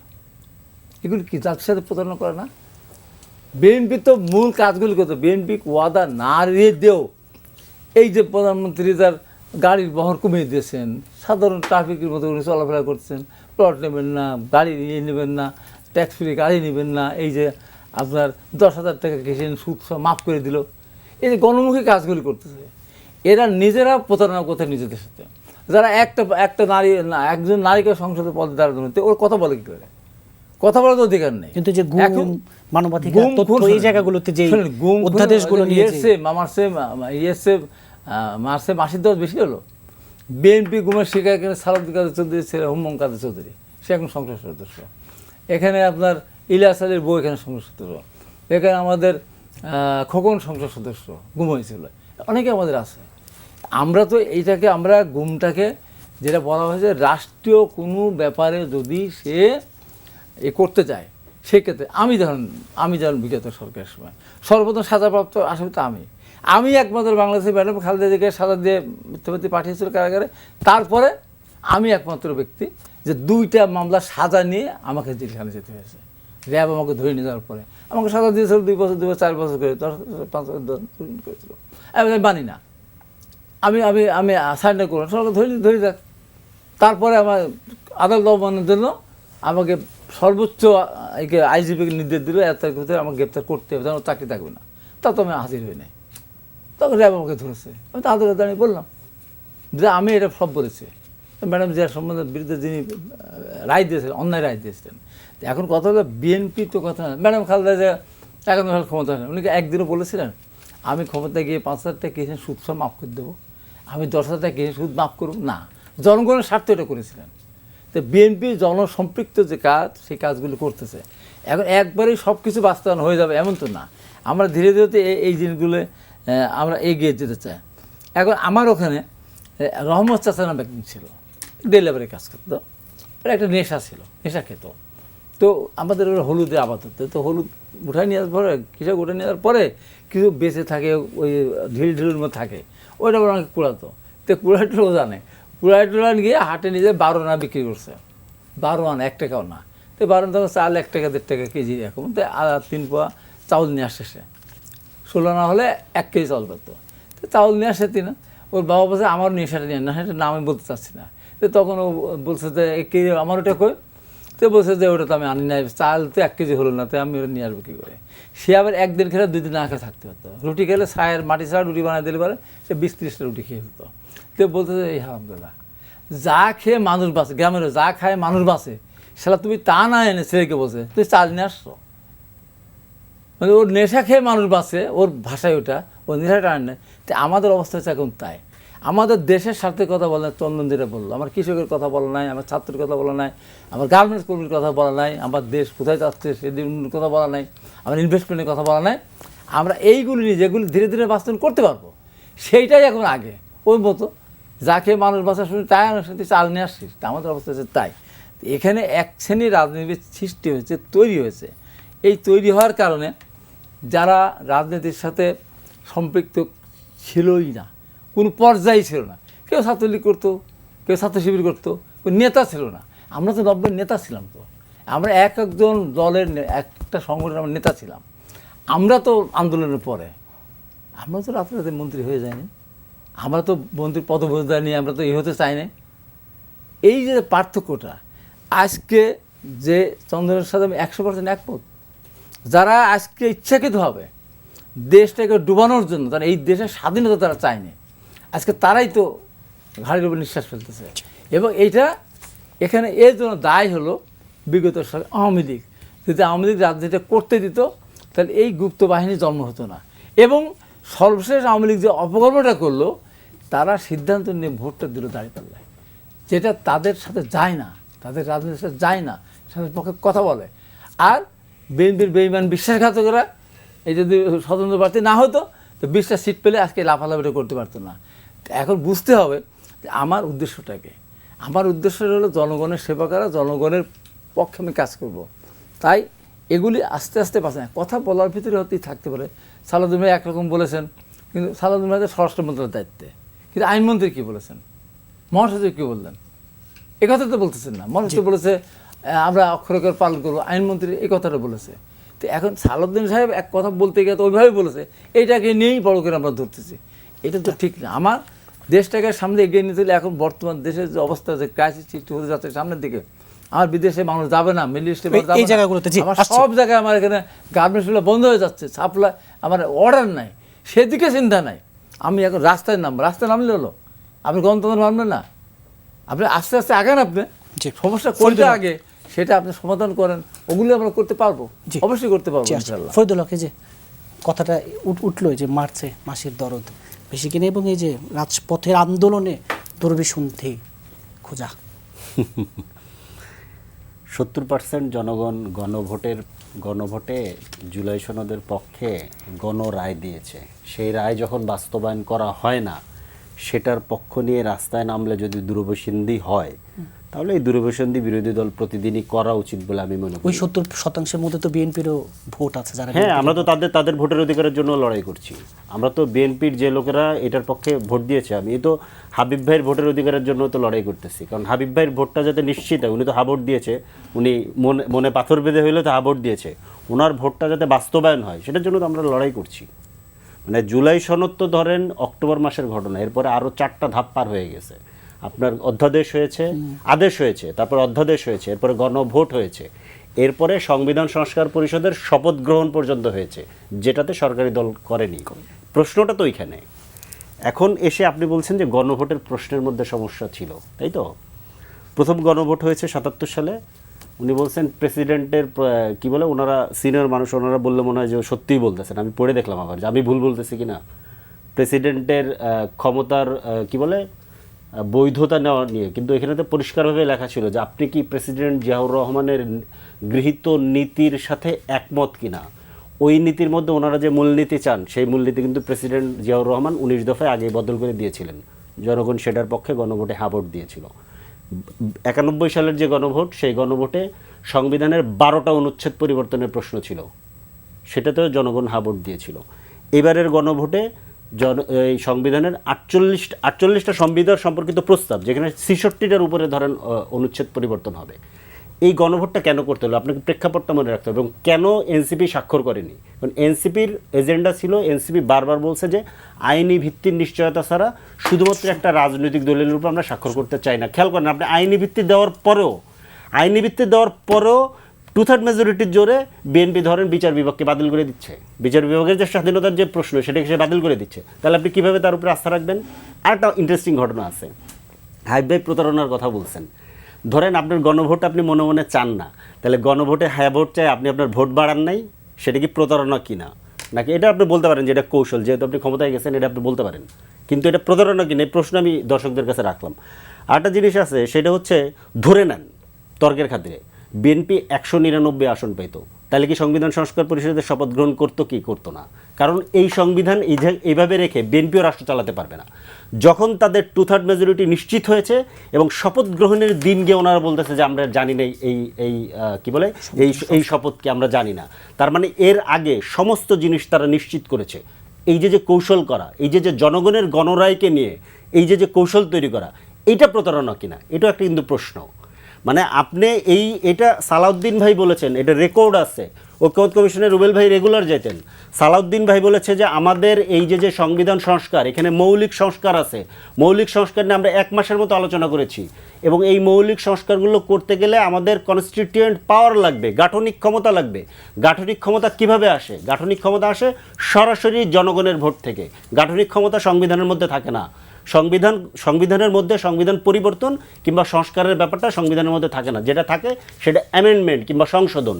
এইটারই এবং বেসিক স্ট্রাকচার যে চেঞ্জ হচ্ছে, এটা নিয়ে আলোচনা হয়েছে। বেসিক স্ট্রাকচার চেঞ্জ হওয়ার কারণে এর আগে অন্তত 2টা সংশোধনী আদালত বাতিল করে দিয়েছে। ইভেন তত্ত্বাবধায়ক সরকারের সংশোধনী বাতিল করার ক্ষেত্রেও, পঞ্চদশ সংশোধনী মানে তত্ত্বাবধায়ক সরকার বাতিলের যে রায়, সেখানেও কিন্তু তারা বেসিক স্ট্রাকচারের কথাই প্রশ্ন তুলেছিল, যদিও আবার এখন এসে আদালত বলছে ওটা ভুল হয়েছে। তার মানে হচ্ছে যে এই প্রবলেমটা আছে। এই জন্যই তো আমরা বারবার বলছি, আমরা চেয়েছিলাম গণপরিষদ, এবং পরে গিয়ে এটা ওনারা পার্লামেন্টেই চেয়েছে, আগে চেয়েছে। আমরা বলছি এটা পার্লামেন্টের জুরিসডিকশনের অনেক বাইরে, আপনাকে এটা জনগণের কাছে যেতে হবে, জনগণের কাছ থেকে আপনার গাঠনিক ক্ষমতাটা কিংবা কনস্টিটিউয়েন্ট পাওয়ারটা নিতে হবে। তখন গিয়ে এই যে রুবেল ভাইদের দলের প্রস্তাব, রুবেল ভাইরা দাবি করেন যে সংবিধান সংস্কার পরিষদের মধ্যে দিয়ে এটা করতে হবে, না পার্লামেন্ট না গণপরিষদ, দুটার মাঝামাঝি সংবিধান সংস্কার, কিন্তু নিশ্চিত করতে হবে যে জনগণ ওইখানে রায় দিচ্ছে কিনা, গাঠনিক ক্ষমতাটা জনগণ আপনাকে দিচ্ছে কিনা। ওই গাঠনিক ক্ষমতাটা কীভাবে এক্সারসাইজ হলো? প্রথমে আদেশ এসেছে, আদেশের মধ্যে দিয়ে অধ্যাদেশ এসেছে, আদেশের মধ্যে কিন্তু গাঠনিক ক্ষমতার কথা বলা আছে যে জনগণের সার্বভৌম অভিপ্রায়, ওটাই গাঠনিক ক্ষমতা। ওটার মধ্যে দিয়ে জনগণ আপনাকে এটা পরিবর্তন করার ক্ষমতা দিচ্ছে। এই পার্লামেন্টকে জনগণ ডুয়েল রোল দিয়েছে, একটা হচ্ছে সে সংবিধান সংস্কার পরিষদের সদস্য, আর হচ্ছে সে জাতীয় সংসদের সদস্য। তাহলে আপনি সেই পুরনো জুলাই সনদের মধ্যে ধরে রেখেছে, এরপরে তো অনেকগুলো ধাপ পার হয়ে আপনি জনগণের কাছে গণরায় নিয়ে এসেছেন। এখন গণরায়ের কী হবে? আপনার জুলাই সনদে আপনি যে অক্ষরে অক্ষরে পালন করার কথা বলেন, এটা যে আমরা বিশ্বাস করি না, এই বিশ্বাস যে করি না সেটা তো আপনি নিজেই প্রমাণ দিচ্ছেন, এটা তো আমরা বলছি না। আপনি যে বিচার বিভাগের স্বাধীনতাকে যে ধরেন দিবেন বলে আপনি জুলাই সনদে স্বাক্ষর করলেন, যেখানে আপনার নোট অফ ডিসেন্ট নেই, সেই অধ্যাদেশটা আপনি বাতিল করে দিলেন। এই জুলাই সনদ এখন এই বিচার বিভাগের সচিবালয়ের কী হবে? তার মানে তো এই প্রশ্নগুলো তো আমাদের কাছে আগেই ছিল। ইভেন এই যে তথ্য অধিকারের যে প্রশ্ন আসতেছে, এই যে ডিজিটাল নিরাপত্তা আইনের যে প্রশ্ন ছিল আমাদের সামনে, এখনও ধরেন আমি অলরেডি শুনেছি ময়মনসিংহে নাকি প্রধানমন্ত্রীর বিরুদ্ধে কটূক্তি করায় অলরেডি একজনকে গ্রেফতার করা হয়েছে। আবারও ডিজিটাল নিরাপত্তা আইন নতুন ফর্মে ফেরত আনবে কিনা আমি জানি না। তার মানে হচ্ছে যে এই যে প্রশ্নগুলো, এই আইনগুলো তো 2001-06 আইন বেশিরভাগই, এই আইনগুলোকে শেখ হাসিনা এসে আরও শক্তিশালী করেছে, শক্তিশালী মানে তাদের পক্ষে শক্তিশালী, জুলুমের পক্ষে শক্তিশালী, এবং সেটাকে সে ব্যবহার করার মতো এরকম শক্তি তার ওই ওই ওই সময়টাতে ছিল প্রথম দিকে, তখন সে এটাকে ইয়ে করেছে। এই যে গুমের অধ্যাদেশ আপনারা বাতিল করে দিতে চাচ্ছেন, তাইলে কি আপনি এখন আজকে আমি কথা বলতে বলতে এই যে দূরবৈসন্ধি বলতেছেন, আপনি ধরেন অস্থিতিশীলতার কথা বলতেছেন, আমি যে বাংলাদেশের যে শাসন ব্যবস্থা পরিবর্তন করার জন্য যে লড়াই করলাম, যে রাষ্ট্র সংস্কার চাইলাম, সেই সংস্কারকে আপনারা এখন সেকেন্ডারি ইস্যু বানিয়ে দিচ্ছেন, অপ্রধান বলতেছেন। প্রধান ইস্যু হচ্ছে কি এখন রেগুলার ইস্যু। এবং এই যে ন্যারেটিভ তৈরি, এই ন্যারেটিভ তৈরি করে কালকে কি আপনার বিরোধী দলের উপরে আক্রমণ করতে চান, বিরোধী দলের উপরে জুলুম করতে চান, গুম করতে চান, তাদেরকে ডিজিটাল নিরাপত্তা আইনে মামলা দিয়ে জেলে নিতে চান, এইটা কিনা? এই প্রশ্ন আমরা করব না? জনগণের পক্ষ থেকে এই প্রশ্ন করার একদম মানে যে কোনো নাগরিকের রাইটস আছে, এবং এই প্রশ্নের উত্তরও প্রতিনিয়ত সরকারকে দিতে হবে যে গণভোটের রায়ের কি হবে। আপনি যে এই যে 70% মানুষের রায় নিলেন, এই রায়কে যে আপনি ভেস্তে দিলেন, এই রায়ের কি হবে? কারণ আপনাকে এটা মনে রাখতে হবে যে গণভোটের গণরায় মানে এই যে কনস্টিটিউয়েন্ট পাওয়ারের যে রায়, গণপরিষদ না মানার কারণে কিন্তু বাংলাদেশ স্বাধীন হয়ে গিয়েছিল। 2 বছর লাগছে কিন্তু, কারণ 69-এর গণ অভ্যুত্থান ছিল গণপরিষদ। 69-এর গণ অভ্যুত্থান আইয়ুব খানের সংবিধানকে বাতিল করে এখানে 70 সালে গণপরিষদ করছিল। সেই গণপরিষদ না মানার কারণে এখানে কিন্তু মুক্তিযুদ্ধ হয়েছে, মুক্তিযুদ্ধ করে বাংলাদেশ স্বাধীন হয়েছে। তাহলে এখন যে গণভোট, এই গণভোটের রায়কে যদি আপনি না মানেন, বাংলাদেশের জনগণ এটাকে মেনে নিবে? ব্যাপারটা এত সোজা। বিএনপির লোকরা মানবে নাকি? বিএনপির যে লোকরা এই গণভোটে হ্যাঁ ভোট দিয়েছে, এখন এসে বললে হবে আপনি প্রতারণা করেছেন? আপনার প্রতারণার কতগুলো জায়গা আছে, সেই জায়গা আপনি আগে কেন বলেন নাই যে এগুলো নিয়ে আপনার ইস্যু আছে? আপনি আগে কেন বলেন না এগুলো নিয়ে আপনার সমস্যা আছে? আপনি এখন এসে বলতেছেন যে ধরেন আমি এটা মানবো এটা মানবো না, এরকম হবে না। আপনার এই যেটা আপনি গণভোটে জনগণ আপনাকে যে রায় দিয়েছে, সে রায় আপনাকে মানতে হবে। এবং যে আদেশের কথা বলা হয়, আদেশের কোনো কিছু নাকি সংবিধানে নাই, কোনো বিধানের মধ্যে নেই। আদেশ তো সরাসরি জনগণ রায় দিয়ে দিয়েছে। কারণ গণভোটের ব্যালট পেপারটা আপনি যদি পড়েন, ওখানে উপরে প্রথম লাইন যে জুলাই জাতীয় সনদ ব্র্যাকেটে সংবিধান সংস্কার বাস্তবায়ন আদেশ এবং জুলাই জাতীয় সনদে নিম্ন উল্লেখিত সংবিধান সংস্কার সম্পর্কিত প্রস্তাবগুলোর সাথে আপনি একমত কিনা। দুটাতে যখন জনগণ হ্যাঁ দিয়েছে, দুটাকেই জনগণ গণরায় দিয়েছে। এখন গণরায় পাওয়ার আর পদ্ধতি কি আছে? আবুল হাসান রুবেল, তাহলে গণরায়ের কি হবে? আসলে প্রতারণা কে করছে? প্রথমত সহজ পদ্ধতি, জুলাই সনদের পক্ষে জনগণ গণরায় দিয়েছে। আপনি যদি সহজ প্রশ্ন দিতেন, আপনি কি জুলাই সনদের পক্ষে হ্যাঁ ভোট দিচ্ছেন না ভোট দিচ্ছেন, সহজ হয়ে গেল। আমরা এতদিন ধরে আলাপ আলোচনা করে জুলাই সনদ প্রণয়ন করলাম কেন? তাইলে আপনি যদি আদেশ দিয়ে সবকিছু ঠিক করে দিবেন যে এইভাবে হবে, হ্যাঁ, আপনি অন্তর্বর্তীকালীন সরকারের অমুক ডিসিশন নিয়েছে, তারা অমুক বিশেষজ্ঞের সঙ্গে আলোচনা করেছে, তাহলে রাজনৈতিক দলগুলো এতদিন ধরে আলোচনা করলো কেন? তারা এতদিন ধরে আলোচনা করে জুলাই সনদ কেন করলো? যদি এই আদেশের বাস্তবায়ন হয় আর এই জুলাই সনদের বাস্তবায়ন না হয়, ওনারা জুলাই সনদের বিরোধিতা করছেন আসলে। তাহলে জুলাই সনদের বিরোধিতা করছেন না, আপনারা গণভোটের বিরোধিতা করতেছেন। আপনারা গণভোটের বিরোধিতা করতেছেন। আপনারা 50% ভোট নিয়ে 70% ভোটের বিরোধিতা করতেছেন। 50-70 এগুলো শুনতে কান পচে গেছে, এটা কোনো অর্থই নাই। প্রথমত বলি যে এই 50-70 এই তার মানে গণভোটকে আপনারা অস্বীকার করতেছেন, তাই তো? কথাটা বলি, গণভোটকে অস্বীকার করেন, বলেন যে আমরা গণভোটকে অস্বীকার করি। কথাও বলি নাই। এই যে অগণতান্ত্রিক চর্চা, এটা বন্ধ করেন। মানে আমাকে বলতে দেন যে আপনি গণভোটের যে আদেশটা দিচ্ছেন, এই আদেশটা আপনি কোথায় আপনি ঐক্যমত্য হয়েছিল? আপনার প্রত্যেকটা সংস্কারের ভিত্তি হচ্ছে ঐক্যমত্য। আপনি কোথায় ঐক্যমত্য হয়েছিল? আপনি পাওয়ার ব্যবহার করেছেন, আপনি ক্ষমতায় থাকার পাওয়ার ব্যবহার করে এইটা না হলে আপনি ভোট হতে দিবেন না, এইরকম পরিস্থিতি সৃষ্টি করে এই জায়গায় নিয়ে এসছেন। আমরা বলেছিলাম তখনই, এটা বলছেন না যে কেন বলি নাই, তখনই বলেছিলাম যে যেভাবে আসলে এইটা গণভোটের ভেতর দিয়ে ভিন্ন মত মীমাংসার কোনো চেষ্টা দেশে কোনো সুফল বয়ে নিয়ে আসবে না, এটা ঐক্যমত্যের বদলে অনৈক্য সৃষ্টি করবে। আমরা তখনই বলেছিলাম জাতীয় ঐক্যমত্যের প্রয়োজনীয়তা শেষ হয়ে যায় নাই। আপনারা যেটা এতদিন ধরে যেটা আসলে সংস্কার কমিশনের ভালো কাজ ছিল, সেটা হচ্ছে সকলের সাথে আলাপ আলোচনা করে তারা একটা সনদ প্রস্তাব করেছিল। সেই সনদটাকে আপনারা কোনো একটা কলমের খোঁচায় নাই করে দিলেন। কলমের খোঁচায় নাই করে দিয়ে ওইটার উপরে গণভোট নেওয়ার চেষ্টা করলেন। আসলে হওয়ার কথা ছিল যে জুলাই সনদের পক্ষে জনগণ গণভোটে হ্যাঁ ভোট দিয়েছে, এবং জনগণ, আপনি যদি জিজ্ঞেস করে দেখেন, জনগণ আপনার ওইগুলো আলাদা আলাদাভাবে প্রত্যেকটার উপরে ভোট দিতে তো আপনি দেন নাই তো। তাইলে আসলে তারা জুলাই সনদেই হ্যাঁ ভোট দিয়েছে, এবং জুলাই সনদে হ্যাঁ ভোট দিয়েছে, জুলাই সনদ বাস্তবায়িত হবে, খুব সহজ কথা। এবং এইখানে প্রতারণা যদি করে থাকেন কেউ, সেটা আপনারা হয়তো ওই সরকারের সাথে ষড়যন্ত্র করে করেছেন, এছাড়া আর কেউ প্রতারণা করছে না। কাজী সাজ্জাদ জহির চন্দন, এই যে বিতর্ক, প্রতারণার অভিযোগ, সেটা তো আমি তো আমাদের অবস্থান আগে থেকে বলছি যে এই গণভোট এটা জনগণের মধ্যে এক ধরনের বিভ্রান্তি তৈরি করবে। এবং রুবেল যে কথাটা বললো আসলে তো ফ্যাক্ট এটা। আমি তো বারবার বলছি, আপনি যে সমস্ত বিষয়গুলোতে আপনার ঐক্যমত পোষণ করলেন, সেই বিষয়গুলো নিয়ে আপনি যেগুলো একমত সেগুলো নিয়ে আপনি অগ্রসর হন না, কিন্তু আপনাকে তো না করা হয় নাই। কিন্তু আপনি আদেশ আর অধ্যাদেশের একটা ফাঁক ফোকর রেখে দিয়েছেন এখানে। মানে এটা তো আসলে এই পদ্ধতিতে হয় না। আর সবচেয়ে বড় বিষয় হলো যে আপনার পার্লামেন্ট, একটা নির্বাচিত পার্লামেন্ট, তাকে আপনি সার্বভৌম করেন। আমাদের দেশে প্রচলিত যে রাজনৈতিক যে ব্যবস্থা, এই ব্যবস্থাতে আপনার অনেক কিছু সম্ভব না, কিন্তু যতটুকু আছে ততটুকুর সার্বভৌমত্ব আপনি রক্ষা করেন। আপনার সংসদে আলোচনা করেন যে আমি যে 48টা বিষয়ে আমরা ঐক্যমত পোষণ করেছিলাম ঐক্যমত কমিশনে, সেগুলো আমরা বাস্তবায়ন করব। ক্লিয়ার হয়ে যায়, এখানে তো আর কোনো প্রয়োজন হয় না। এখন গণভোটের ইস্যুটা নিয়ে আসা হচ্ছে সামনে। এখানে একটা কথা উনি বলেছেন ৭৭ সালে হা ভোটের যে বিষয়টা, সেটা কিন্তু এক কথা ছিল, এগুলো ছিল যে জিয়া রহমানের যে 19 দফা, মনে আছে কি না? কিন্তু কথা ছিল একটাই, যেমন 19 দফা আপনি পক্ষে কি বিপক্ষে এই ধরনের ছিল, শাসন বৈধ অবৈধ ব্যাপার ছিল, পয়েন্ট একটাই ছিল। এইবার তো আপনি পয়েন্ট একটা করেন নাই, আপনি ব্যালট পেপারে তো 4টা বিষয় দিয়েছেন আপনি, কিন্তু ৭৭ সালে একটা বিষয় ছিল যে 19 দফা হা বা না, এটা ছিল। এখন প্রশ্ন হচ্ছে যে আপনার সংবিধান, আমি আবারও বলতেছি, সংবিধানের মতো যেটা আছে সেটা সংস্কার করেন আপনি, আমার কোনো আপত্তি নাই, কিন্তু সেইভাবেই আপনাকে অগ্রসর হতে হবে।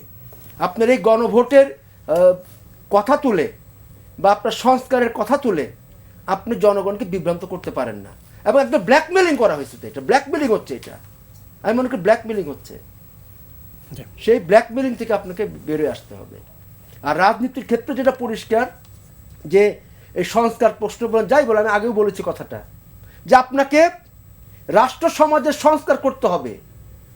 এখন রাষ্ট্র ক্ষমতায় কারা আছে তাদের শ্রেণী চরিত্র বিশ্লেষণ করতে হবে। তো আগে আমাদের রাষ্ট্র ক্ষমতায় যারা আছে ছিল, যারা আছে, তারা সবাই লুটেরা ধনিক শ্রেণীর প্রতিনিধিত্ব করছে, তারা নয়া উদারবাদী নীতির পক্ষে অবস্থান নিয়েছে, স্বাভাবিকভাবেই তার বহিঃপ্রকাশ, তার ফলাফল এটা হবেই।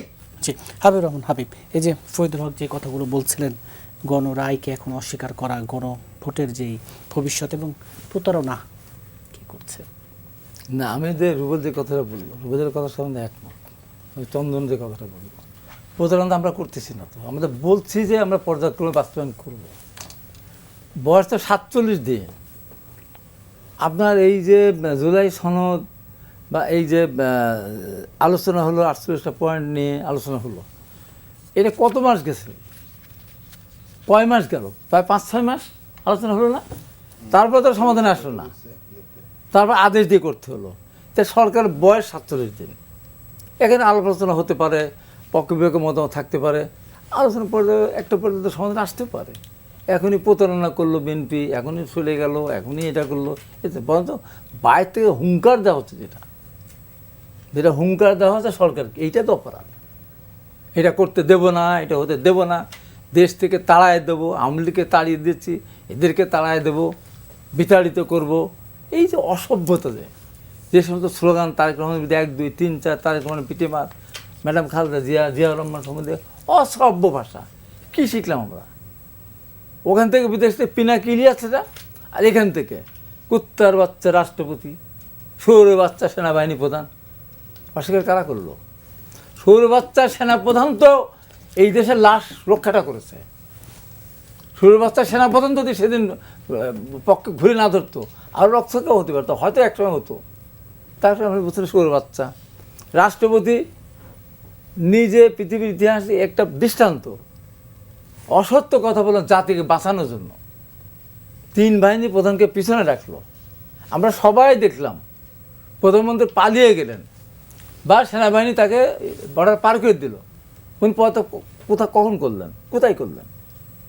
রাষ্ট্রপতি জাতিকে বিভ্রান্তের হাত থেকে বা হট্টগোলের হাত থেকে বাঁচানোর জন্য বললেন প্রধানমন্ত্রী পদত্যাগ করেছে নিশ্চিত, আমার কাছে পদত্যাগপত্র আছে, পাবেন কোথাও নেই, কোথাও না কোনো সময় এখন যদি রাষ্ট্রপতি পদ থেকে মিথ্যাচার করেছে, দেশ জাতিকে বাঁচানোর জন্য করেছেন। এটা নিয়ে 1 মাস পরে মতিউর রহমান রাষ্ট্রপতির সাথে অ্যাপয়েন্টমেন্ট চেয়েছে পায়নি, একসঙ্গে বলে একটা বই লিখবো, একটা অ্যাপয়েন্টমেন্ট লিখেছে। এরকম চা খাইতে খাইতে গল্প করছে, বলে উনি বলছেন আমি তো বই লিখবো 111 থেকে শুরু করে পর্যন্ত, তো পদত্যাগপত্রের মধ্যে কী ছিল লেখা এটা আমি একটু জানতে চাই। তখন রাষ্ট্রপতি বলেছেন আমার কাছে তার লিখিত তো প্রমাণ নেই, আসলে তো প্রমাণ নেই। উনি কিন্তু বলেন নাই যে প্রধানমন্ত্রী পদত্যাগ করেন নাই, উনি তো বলেন নাই এখনও শেখ হাসিনা প্রধানমন্ত্রী। এইটাকে নিয়ে এসে বাইরে এমনভাবে ছিটানো হলো। ওই দিনই তখন কি এনসিপির জন্ম হয়েছে, যাই হোক আর কি, ছাত্ররা বলল কালকে পদত্যাগ করতে হবে। রেজওয়ানা হাসান এই যে দুনিয়ার অপকর্ম সাক্ষী করেছেন, মনে বলে যে আমরা যা বলি মুক্তি তাই, আমি চ্যালেঞ্জ দিলাম যে আমি 90 সাক্ষী, 2 নেত্রীর সাথে লেয়াজও মেনটেন করেছি। রাষ্ট্রপতি শাহাবুদ্দিনকে রাজি করানো হলো, উনি কী বললেন, আমি যেতে রাজি আছি, রাষ্ট্রপতি রাজি আছে, তবে আমাকে আমার পদে ফিরে আসতে দিতে হবে। পৃথিবীর ইতিহাসে নেই। এটা রাজি হওয়ার পরে 2 নেত্রী একমত হলেন, 5 দল 7 দল 8 দল একমত হয়ে তারপর তো করলেন। তো আপনি রাষ্ট্রপতিকে আপনার করে দিবেন, সরাই দিবেন, আপনি সবার মতামত দেবেন না, একাই আপনি দিয়ে ফেলবেন নাকি? তো আজকে যে কথাটা বলা হচ্ছে 70% ভিতরে তো বিএনপি নাই, বিএনপি আছে তো নাকি? 70% ভোটকে বিএনপির বাইরে সব। এই যে এই জিনিসটা নিয়ে বলা হচ্ছে, বিএনপির বিরুদ্ধে যে কুৎসা রচনা করা হচ্ছে, এটা মোটেই ঠিক না। আমার ক্ষমতা কতটুকু, আমি কার শক্তিবান হলাম, আমি তো একদম মানে প্রমাণ দিয়ে বলতে পারি। যদি আওয়ামী লীগ যদি দলীয়ভাবে সিদ্ধান্ত নিয়ে ধানের বিরুদ্ধে ভোট দিতে না বলতো, অনেক কোথাও আওয়ামী লীগের লোকেরা বিএনপিকে ভোট দিয়েছে, বিশেষ করে হিন্দু সম্প্রদায় যারা, তারা অনেকেই বিএনপিকে ভোট দিয়েছে। তারা মনে করেছে বিএনপির কাছে তারা নিরাপদ। তার কারণ এই দেশে প্রমাণ আছে বিএনপি হিন্দু মেয়েদের জোর করে বিয়ে করে নাই, 1%ও নাই, হয়তো লাখে একটা হতে পারে, হাজারে একটা হতে পারে। বিএনপিওয়ালা হিন্দুদের জমিও কেনে নেয়, জোর করে হোক বা তাড়াই দিয়ে হোক, যা করছে আওয়ামী লীগ। এখন আওয়ামী লীগ নাই, এখন তারা জামাতকে মনে করেছে যে এর কাছে নিরাপদ না। মন্দির ভেঙেছে কারা? জামাত। বিএনপি মন্দির ভাঙতে যায়নি, সে ওই ভোটটা তারা দিয়েছে, কিন্তু আওয়ামী লীগের ভোট তো দিয়েছে তারা ওই ভোট নিয়ে সংখ্যা কেন তাদেরকে ভোট দিয়ে মানুষ কোন কাজটা করেছে এদেশে তারা? আজকে যে বড় কথা বলে, দেশ নিয়ে কথা বলে, যারা স্মৃতিসৌধে বলতো যেত না, এবার মনে গিয়েছে। শহীদ মিনারে গেল, জিজ্ঞাসা করলো দেখে শহীদদের প্রতি শ্রদ্ধা নিবেদন করতে, না আমি তো এখন বিরোধী দলের নেতা, আমাকে আসতে হয়েছে। এই যে অবস্থা, প্রতারণা কারা করছে? জাতির সাথে কারা করতেছে? কারা জাতির সাথে প্রতারণা করতেছে? বিবেকের সাথে প্রতারণা কারা করতেছে? এই দেশের স্বাধীনতা যারা মানে না, যারা 72 সংবিধানকে ছুঁড়ে ফেলে দিতে চায়, যারা 90 স্বীকার করে না, 47-24 জামাতকে একে তো স্বীকার করে, এখনও কি তার অপরাধ স্বীকার করে, দায় স্বীকার করে। যেমন বুদ্ধি হত্যা কে যেন জামাত বলতেছে, এই বুদ্ধিজীবীদের আগে ইন্ডিয়ান সেনাবাহিনী এসে হত্যা করে গেছে। চিন্তা করেন এই অবাস্তব দেশের কথাবার্তা। তাদের তো দেশের উন্নতি, সামনের দিকে এগিয়ে যাওয়া, দেশের সংস্কার, মানুষের পক্ষে কথা না, তাদের একটাই তাদের চিন্তা, বেহেশতের টিকিটটা তারা দেবে। এবং শেষ পর্যন্ত কৃষ্ণনন্দীকে নমিনেশন দেওয়ার পর বললো যে আমাদের সাথে কথা হয়েছে, যে আল্লাহ পাক ফেরেশতা কথা হয়েছে যে মুসলমানদের জন্য বেহেশত আর হিন্দুদের স্বর্গ দেওয়া হবে, চুক্তি হয়ে গেছে নাকি। এই তো তাদের বাইরে আর কি আছে বলেন তো? কি আছে বলেন তো? অনুষ্ঠান একেবারে শেষে ফরিদুল হক, তাহলে এই যে বিএনপি যেটা বললাম যে একটু তারা সময় চাচ্ছেন এবং এই যে আসলে প্রতারণার যে অভিযোগ দিচ্ছেন, না আমার প্রশ্ন পরিষ্কার যে সময় চান আপনি তো সবাই 5 বছর ধরে নিয়ে আপনার মতো করে আপনি সংস্কার করবেন, যেহেতু 2/3 মেজরিটি পাইছেন, আর কি করবেন সেটার নমুনা তো আমরা অলরেডি 47 দিনে দেখতে পাইছি। সো ওইটা নিয়ে তো প্রশ্ন নেই, এটা তো জনগণ বিচার করবেই। কিন্তু প্রশ্ন হচ্ছে যে গণভোটের গণরায়কে আপনি পদদলিত করলেন কিনা, এই প্রশ্নের জবাব আপনাকে দিতে হবে।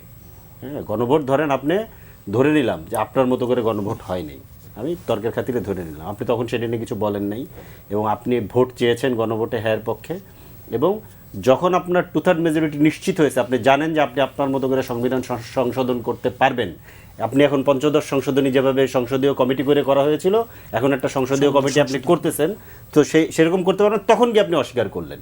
তো এইটা হচ্ছে প্রশ্ন। আরেকটা জিনিস হচ্ছে, হাবিব ভাই একটা জিনিস বলছে, ইন্টারেস্টিং ঘটনা, যে আওয়ামী লীগের লোকজন নাকি জামাতকে ভোট দিছে। আমি বরঞ্চ দেখছি যে তাদের এক প্রার্থীর পাশে দাঁড়িয়ে, মাদারীপুরে তাদের এক প্রার্থীকে পাশে রেখে এই আওয়ামী লীগের পদধারী লোকেরা জয় বাংলা স্লোগান দিয়ে ধানের শীষে ভোট চাইছে। এটা রেকর্ড আছে, একদম ভিডিও রেকর্ড আছে। এবং নির্বাচনের পরের দিনে তাদের নেতারা দাঁড়িয়ে থেকে আওয়ামী লীগের অফিস খুলে দিয়েছে। তাহলে ভোট কারা চেয়েছে, এইটা ধরেন ইয়ে করতে পারে। আর জামাত প্রশ্নে ধরেন ওনারা যেটা বলে, যদিও এটা বলে নাই, কিন্তু ধরেন জামাতের এই দায় তো ওনাদেরও নিতে হবে। কারণ জামাতকে এখানে এস্টাবলিশ করছে ওনারা, 91 সালে তার সমর্থন নিয়ে ক্ষমতায় গেছে, তারপরে 2001 সালে তাকে সরকারের অংশীদার বানাইছে। 22 বছর ওনারা একসাথে 22 বছর একসাথে ওনারা জোটে ছিল। এখন ধরেন মনে করেন যে সকল দোষ জামাতের, ওনারা সবটা ভালো। আমি এটা বলছি না যে কে ভালো কে মন্দ, সেটা পরের প্রশ্ন, কিন্তু ধরেন এইভাবে রাতারাতি বলে ফেলা যায়, এই জিনিসটাও ধরেন মনে করেন যে ওনাদের মনে রাখা দরকার আর কি। যাই, ঠিক আছে। আপনাদের চারজনকে আজকে স্টুডিওতে সময় দেওয়ার জন্য ধন্যবাদ। দর্শকের মোহাম্মদ পাবলিক পার্লামেন্ট আছে এ পর্যন্তই। আগামীকাল কথা ছিল যে এখন যদি আবার আওয়ামী লীগ করে ফিরে আসতে চাই, শেষ করি, তাহলে আবার জামাতকে সাথে করে হলে এবার আওয়ামী লীগকে মোকাবেলা করতে হবে। তখন স্বৈরাচার ক্ষমতা ছিল, যে কারণে ছোটোখাটো অনেক আগের দোষ ত্রুটিকে মানে মিনিমাইজ করে আমরা একটা দেশে গণতন্ত্র ফিরিয়ে আনতে চেয়েছিলাম। ওইটার মানে তাই না যে স্বাধীনতার বিরোধী জামাত ছিল তাকে আমরা মুছে দিয়েছি, তারা স্বাধীনতার পক্ষের লোক, সেটা তো আমরা স্বীকার করি। জি, আপনাদের চারজনকে আজকে স্টুডিওতে সময় দেওয়ার জন্য ধন্যবাদ। দর্শক, মোহাম্মদ পাবলিক পার্লামেন্ট আছে এ পর্যন্তই। আগামীকাল আবারও দেখা হবে। সে পর্যন্ত ভালো থাকুন, সুস্থ থাকুন।